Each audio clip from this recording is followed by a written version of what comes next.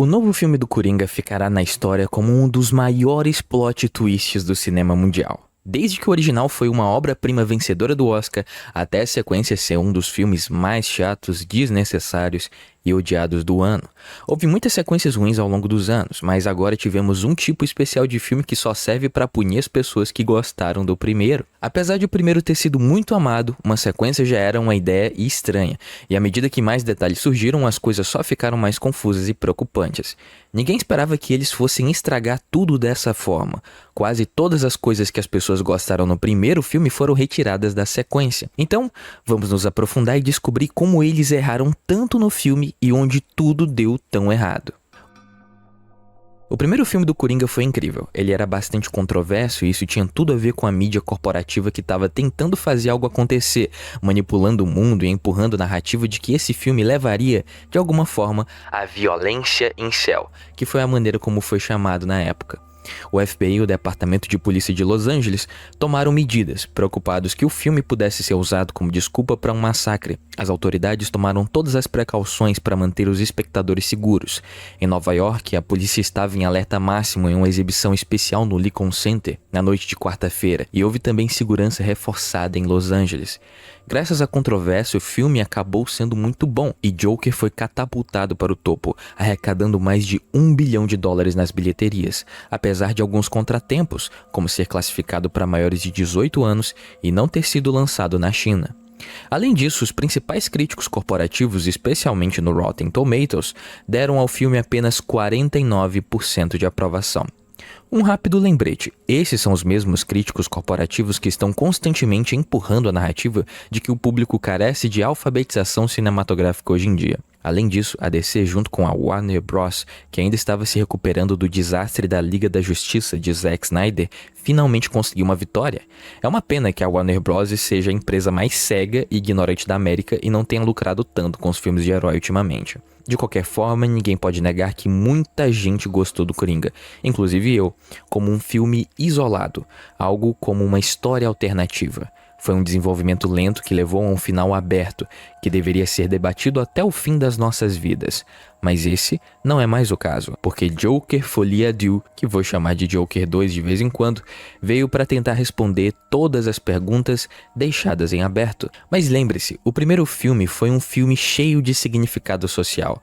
Por isso não foi surpresa que as pessoas estivessem empolgadas para a sequência, porque o primeiro filme foi muito cativante. O Coringa original tocou o coração e a mente de milhões de pessoas ao redor do mundo, mas a princípio as pessoas não sabiam o que esperar. E seria difícil para qualquer um seguir o Coringa de Heath Ledger, uma atuação tão assustadora e sublime que será lembrada por séculos.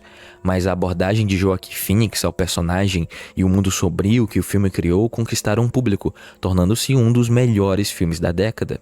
O primeiro filme venceu prêmios da Academia, incluindo o merecido Oscar de melhor ator para Joaquin Phoenix. Toda essa ovação pelo primeiro filme não aconteceu por parte dos críticos de Hollywood, porque no início eles tinham opiniões mistas sobre o filme. Houve muitas discussões sobre ele criar uma rebelião incel e que o filme era apenas para jovens perdedores, com muitos até temendo que isso levaria a crimes, onde os criminosos iriam imitar os comportamentos do protagonista. Mas quando absolutamente nada aconteceu e eles viram quantas pessoas realmente gostaram do filme, ficaram todos satisfeitos em encher o filme de prêmios, com Coringa ganhando 2 Oscars no final daquele ano. Apesar da recepção mais ou menos que Hollywood deu ao lançamento, o filme explorou temas que se tornaram extremamente raros em filmes modernos. Uma grande parte do apelo do filme foi a forma como retratou a doença mental. Muitos filmes têm algo a dizer sobre o assunto, mas poucos retratam com a mesma honestidade que Coringa faz. A maioria dos filmes geralmente abordam esse assunto como se o protagonista problemático existisse em uma bolha, como se ele estivesse isolado do resto do mundo. Normalmente é um personagem maluco que é colocado em oposição ao mundo à sua volta. Daí o personagem principal descobre que ele era o problema o tempo inteiro. E, voilá, filme de problemas mentais. Mas Coringa foi muito além disso, explorando a interação entre a doença mental e uma sociedade que a cria. Poucos outros filmes mostram realmente como a alienação e o mundo hostil afetam a psique de alguém. Coringa mostrou que alguém pode pedir ajuda, ser abandonado pelas pessoas ao seu redor e os resultados horríveis que podem surgir disso. É extremamente importante que a sociedade entenda como isso acontece. A maioria da mídia hoje ou demoniza essas pessoas ou nem as reconhece, as chamando de incel, ou simplesmente tentando invalidar o seu lugar na sociedade. Isso é realmente frustrante. O mundo está nitidamente com um problema e as pessoas insistem em dizer que na verdade é falta da sua adaptação. Mas Coringa fez muito para quebrar essas percepções que só observam um lado da moeda. Todos esses temas foram perfeitamente amarrados pela atuação de Joaquin Phoenix. Ficava claro o quanto ele trabalhou para aperfeiçoar a atuação. Muito disso se deveu à forma como ele trouxe o personagem à vida. Seus movimentos, sua risada e o quanto ele emagreceu para o papel realmente venderam a ideia. E se ele não trouxesse a história à vida, o design do cenário e a atmosfera geral com certeza ajudaram a trazer. O filme faz lembrar Taxi Drive, mais de um aspecto além da trama, com retratos de uma cidade sombria e implacável à beira do caos, que só se tornaram mais relevantes com o tempo. Coringa foi incrível, abordando questões da sociedade moderna que outros filmes simplesmente não reconheciam. Isso fez ser um dos filmes com classificação mais 18 mais lucrativos de todos os tempos. Milhões de pessoas ao redor do mundo se identificaram com a história. A história ficou aberta, é verdade, com o filme estabelecendo várias coisas que uma sequência poderia explorar, mas era principalmente uma história isolada. Como a maioria das pessoas mencionaram até agora, realmente não havia necessidade de uma sequência de Coringa, e claramente isso foi planejado apenas para ser um filme isolado, sem nunca planejar criar uma franquia ou um novo mundo. O diretor até disse depois que nunca houve um plano para transformá-lo em uma série. Para fazer a sequência, precisaria superar as expectativas do primeiro filme, mas a ideia foi muito mal planejada. Como eu vi o filme, posso responder que não, Joker não precisava de uma sequência. Porém, não foi surpresa para ninguém quando a Warner Bros. Anunciou que estava interessada em um segundo filme. Na verdade, havia relatos que surgiram que eles fariam uma série inteira de várias histórias de origem. Enfim, com Coringa gerando tanto dinheiro, mais de 500 milhões de dólares em lucro, junto com um enorme reconhecimento cultural, era inevitável que o estúdio ficasse com fome demais, especialmente depois de todos os fracassos recentes dos filmes da DC. Porém, todos os fios da trama do primeiro filme estavam amarrados. O personagem de Arthur Fleck havia feito sua transformação para se tornar o Coringa. Ele transmitiu a mensagem que queria. Com quão desconectado o filme estava dos quadrinhos e do universo da DC em geral, parecia estranho que uma sequência expandisse esses lados das coisas. Claro, tanto Joaquin Phoenix quanto o diretor Todd Phillips precisavam estar no projeto para que uma sequência acontecesse.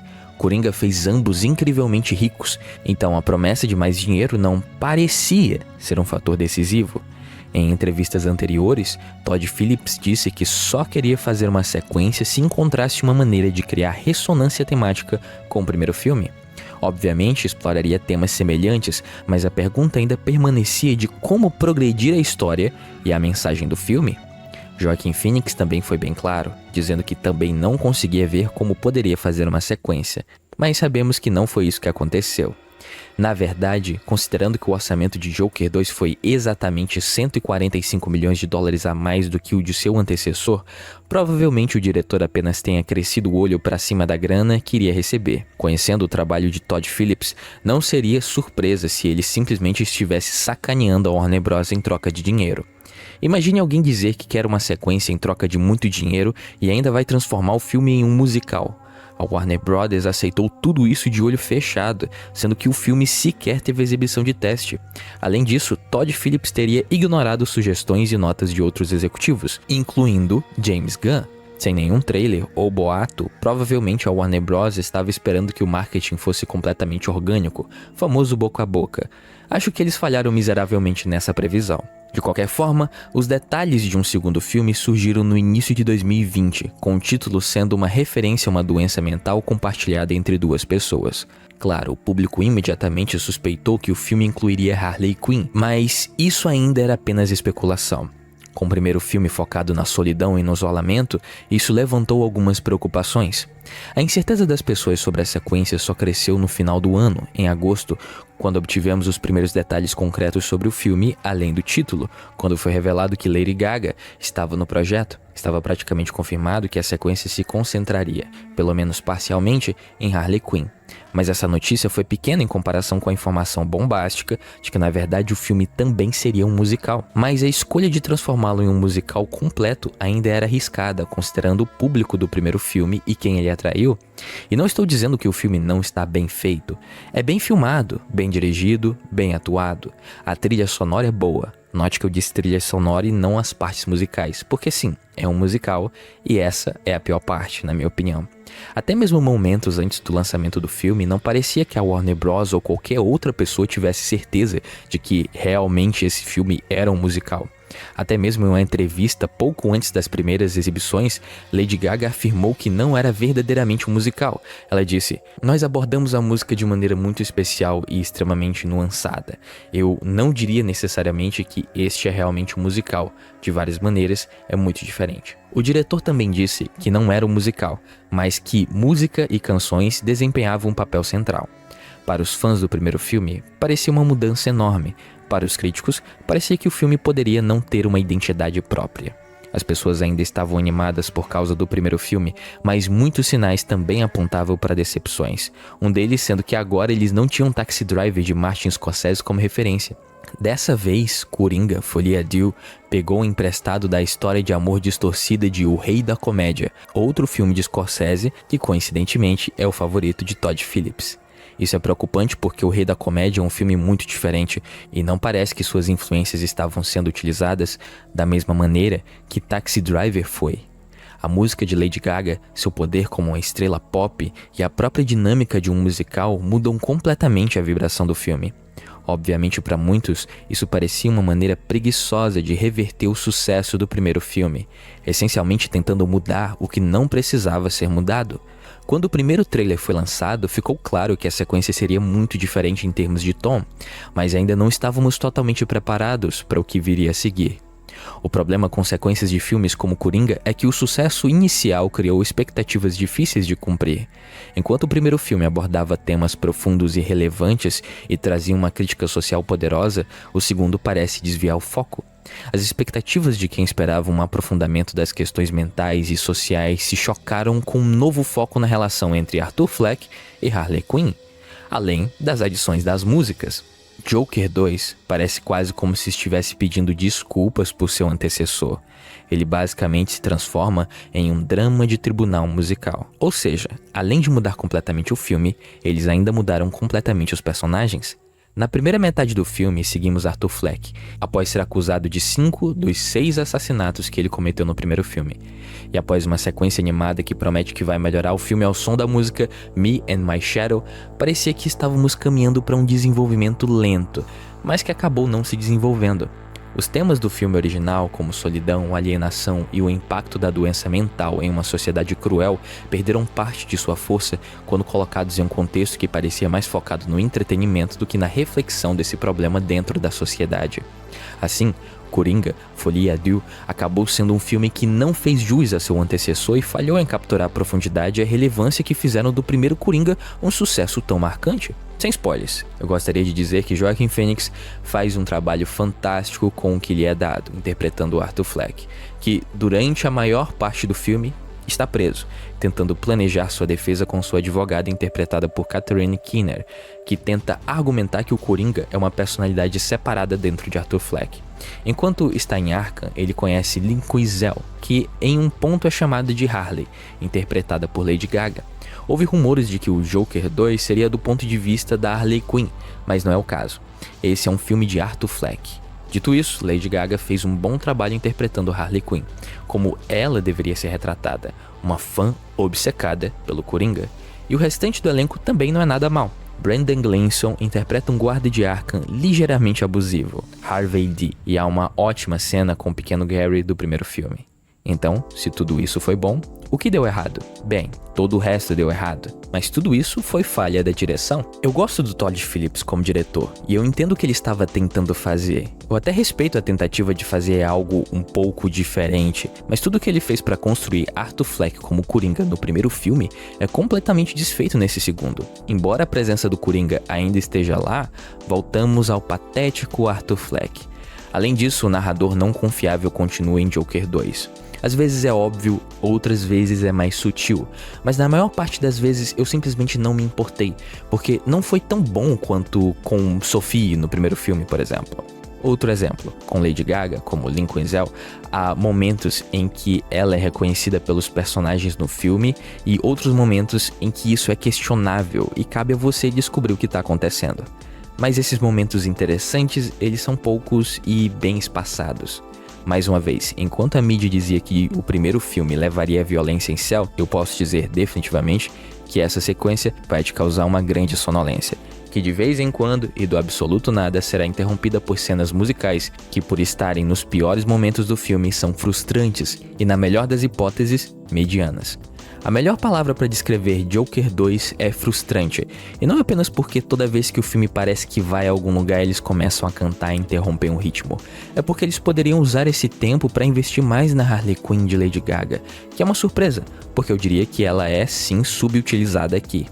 Mas definitivamente o aspecto mais frustrante é a completa desconstrução de Arthur Fleck, porque essencialmente é apenas Arthur enfrentando as consequências de suas ações como Coringa. É uma desconstrução de personagem que ao mesmo tempo é um assassinato de personagem através da reversão do personagem.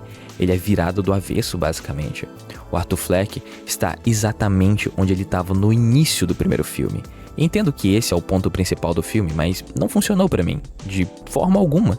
Isso nos leva ao final previsível que eles revelaram bem cedo, algo que Todd Phillips sabia que dividiria os fãs, e acho que ele está certo, dividiu bastante. As pessoas vão falar sobre esse filme, infelizmente para Warner Bros, não da forma como eles gostariam, porque as vendas dos ingressos de Joker 2 estão no mesmo nível de Indiana Jones e The Flash. Enquanto o primeiro filme ofereceu uma perspectiva sombria e realista da alienação social e da deterioração mental, Coringa Folie à Deux desviou-se disso, incorporando elementos que muitos consideram desnecessários. O maior ponto de divergência foi a inclusão do formato de musical, algo que não combinava com o tom sombrio e angustiante que tornou o primeiro filme tão impactante. Muitos espectadores sentiram que o novo filme não tinha uma identidade clara. Ele tentou explorar novas direções, mas sem o mesmo foco ou impacto emocional. O filme parecia não saber se queria continuar a narrativa profunda do original ou seguir por um caminho totalmente novo. Mesmo os fãs de Lady Gaga, que gostaram da sua atuação como Harley Quinn, acharam que o filme perdeu a oportunidade de explorar melhor a complexidade da personagem e a sua dinâmica com o Coringa.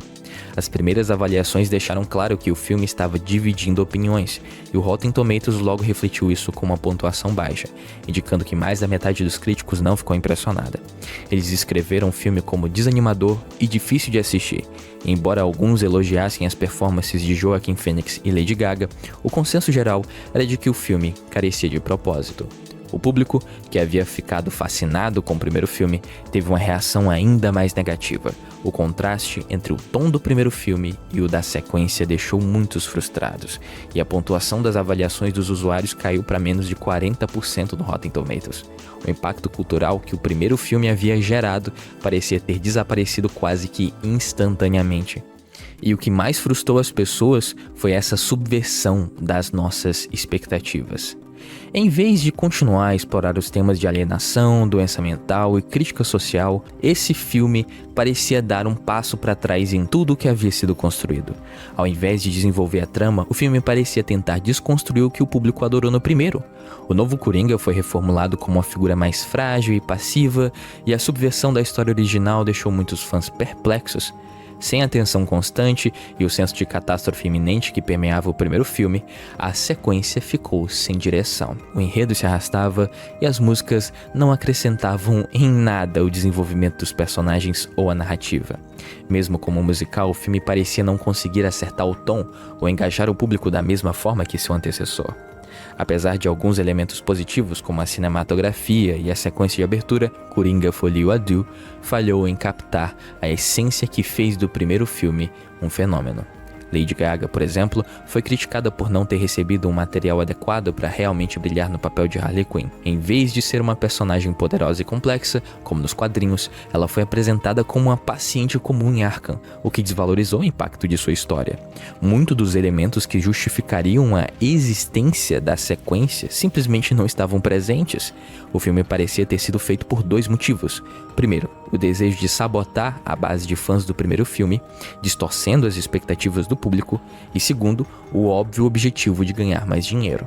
No final, é apenas um filme ruim, e eu acho que é provavelmente porque Todd Phillips nunca planejou fazer ele, mas foi oferecido tanto dinheiro que ele não pôde recusar. Mas tenha em mente, se você decidir assistir, há uma grande chance de que isso arruine completamente o filme original para você. Basta anotar isso como mais uma lição que Hollywood não vai aprender. Não precisamos de uma sequência ou prequel para tudo. Não precisamos de uma origem para todo herói ou vilão. Infelizmente, Joker 2 transformou o Coringa na história com a qual estávamos preocupados desde o início. Uma história bizarra, niilista, sem sentido, do Batman, ambientado no mundo de Batman, só que sem o Batman.